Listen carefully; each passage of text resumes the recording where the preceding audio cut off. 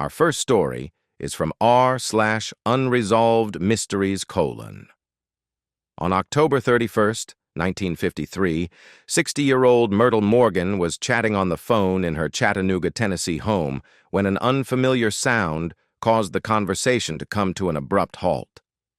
"Wait a minute, I heard a noise," she told her friend, before vanishing from the line. "Who murdered Myrtle Morgan?" As nightfall descended upon Chattanooga, Tennessee on October 31st, 1953, 60-year-old Myrtle Morgan settled in for the evening at her modest Rossville Avenue home. Just after 7 p.m., she placed a call to a friend. However, the brief conversation was interrupted when Myrtle heard something. "Wait a minute, I heard a noise. I think it's Buster's dirty-faced cat."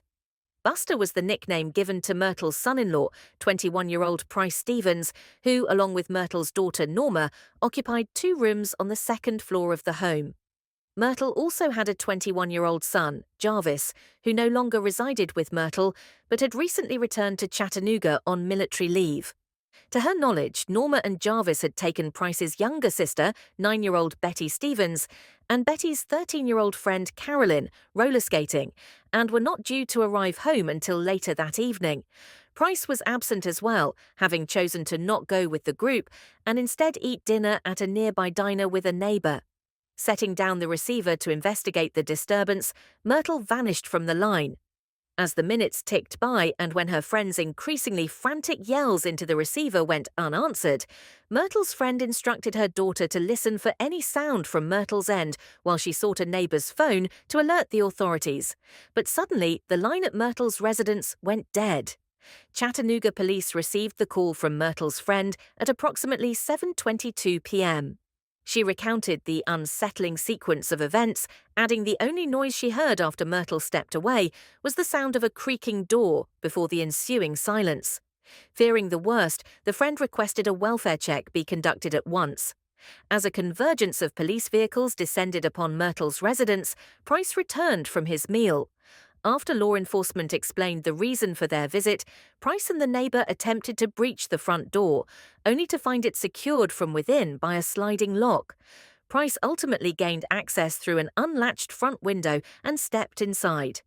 Within the dwelling, Price, accompanied by police, traveled down the hallway, entering the first door on the left, the living room, which also served as Myrtle's bedroom. There they found an overturned chair, hinting that a struggle had occurred.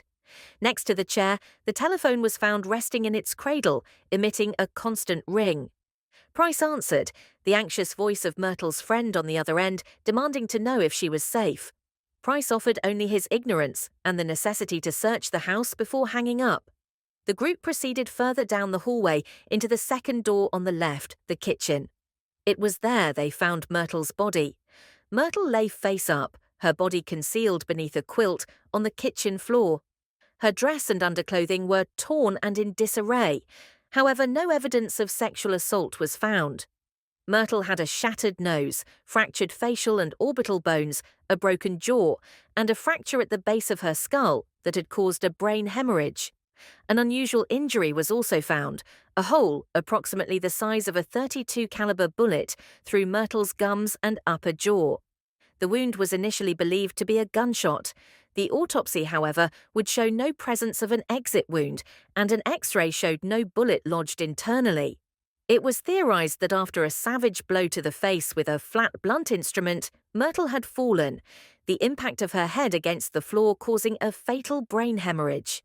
It was never concluded what caused the strange hole in her gums, just jaw, or what weapon was used to inflict the injuries.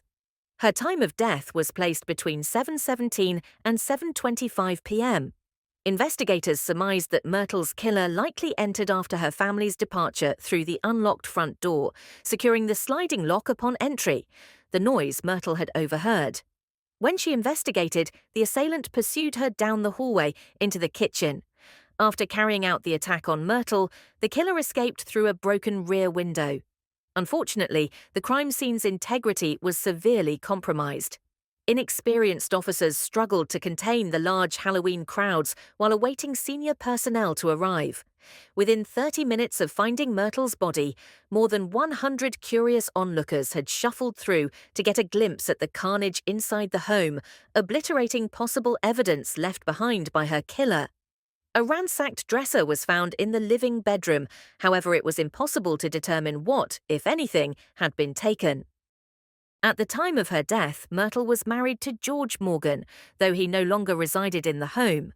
A veteran of World War I, George suffered a debilitating injury that necessitated long-term care.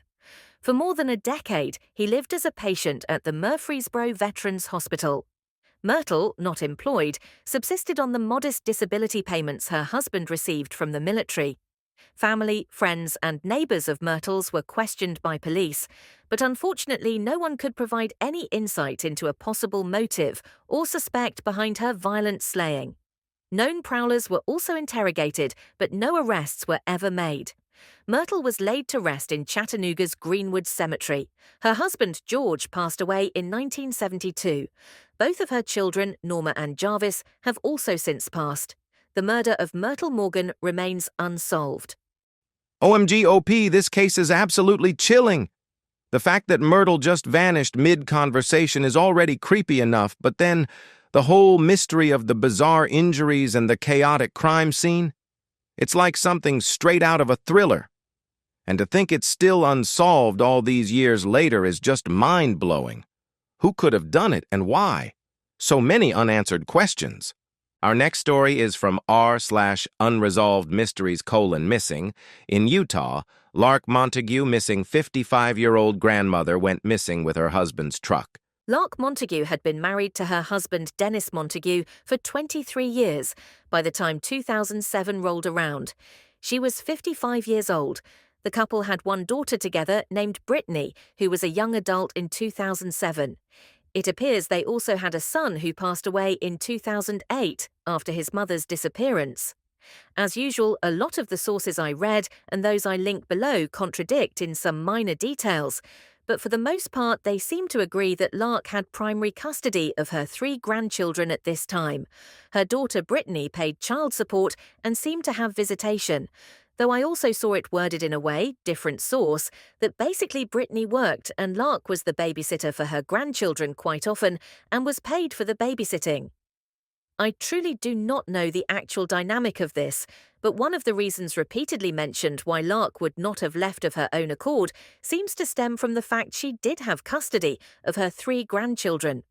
According to Lark's husband Dennis, a few months before her disappearance, Lark seems to have picked up more of a drinking habit and that the couple had argued about it frequently, even up until the evening she vanished.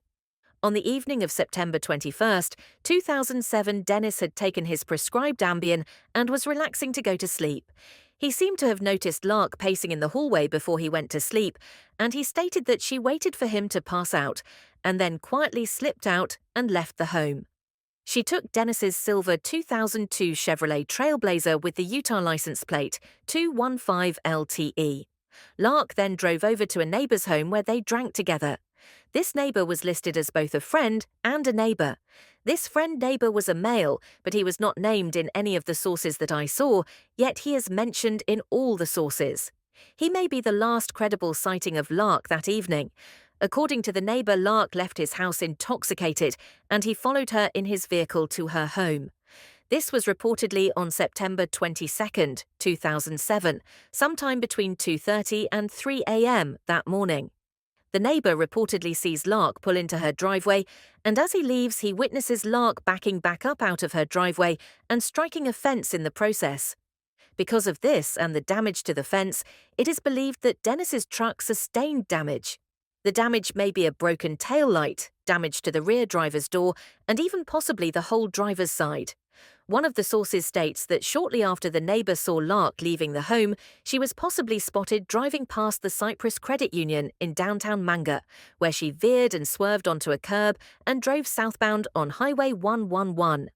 Her and the truck have never been seen again. When Dennis woke up later on the morning of September 22nd, he immediately started searching for Lark at the local bars, according to him. Important to note is that Lark was a type 2 diabetic and had suffered from depression in the past. She did take medications. However, for the most part, her family believed it was foul play or something else and do not suspect she committed suicide. As mentioned above, they don't believe she would have left behind her grandchildren willingly. Initially, maybe law enforcement seemed to believe she'd left of her own free will. However, some searches were conducted in a couple different areas for Lark and the truck in the aftermath, but nothing has turned up even nearly 18 years later. 1 year after Lark had vanished, Dennis filed for divorce citing abandonment as his reasoning. 5 years after her disappearance in an article, it does seem to sound like he believes she is dead now. Even 5 years after she vanished, he had not fixed the fence that she had smashed into when she left that night. Though in some of her pictures on the Charlie Project page, I saw her plump face and assumed she may carry extra weight. But Lark was only 4 feet 11 inches or 5 feet 0 inches and 105 pounds when she vanished. In cases like these, most likely Lark was in an accident in the truck, whether water or some type of crevice that hid the accident with her and the truck. However, there are some odd details to this case that could leave room for some other speculation. I hope that Lark is found and brought home someday, and for her remaining loved ones to someday have answers. The Salt Lake County, Utah Sheriff's Department is investigating at 801-743-7000. OMGOP. This one hurts. Poor Lark Montague, 55, a grandmother, seemingly holding her family together, and then just vanishes into thin air. Like, how does a woman, a whole vehicle, and all that emotional history just disappear without a trace? The broken fence, the late-night drinking, the mysterious neighbor who followed her but didn't stop her from driving off in that condition? So many red flags, and the fact that her husband filed for divorce just 1 year later citing abandonment feels cold. Like, sir, your wife is missing, not ghosting you. Also the haunting part, the damage to the truck, the potential accident, and no sign of either for 18 years. It's giving serious rolled into a ravine or lake and no one ever saw energy. But something just doesn't sit right, especially with that quiet detail about her being tiny, barely 5 feet tall and 105 pounds, vulnerable. This case deserves way more attention than it's getting. Lark didn't just disappear, something happened. If today's stories had you hooked, whether it was shocking twists, unresolved mysteries, or moments that hit way too close to home, make sure to give this video a like and drop your thoughts in the comments below. Don't forget to subscribe for more suspenseful, emotional, and mind-bending Reddit stories. And if you're ready for more, check out our playlist for a binge-worthy lineup of drama, mystery, and everything in between. See you in the next one.